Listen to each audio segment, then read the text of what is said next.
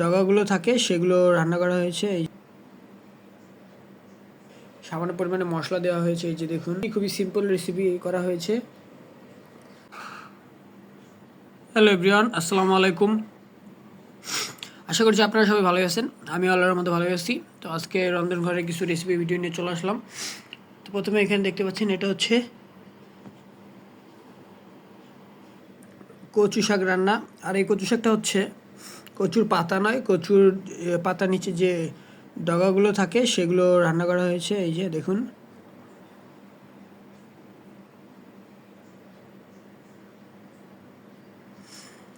এরপরে চলে যাচ্ছে আরেকটি সিম্পল আইটেম। এই সিম্পল আইটেমটি হচ্ছে বেগুন ভাজি করা হয়েছে। বেগুন ভেজে সামান্য পরিমাণে মশলা দেওয়া হয়েছে, এই যে দেখুন। আজকে দুটো রেসিপি খুবই সিম্পল রেসিপি করা হয়েছে। তো রেসিপিগুলো সিম্পল হলে খুবই মজার রেসিপি। তো আপনাদের কাছে এই মজাদার রেসিপিগুলো কাদের কাদের কাছে আমার মতো মজা লাগে, আমি লাগে, তারা অবশ্যই আমাকে জানাবেন।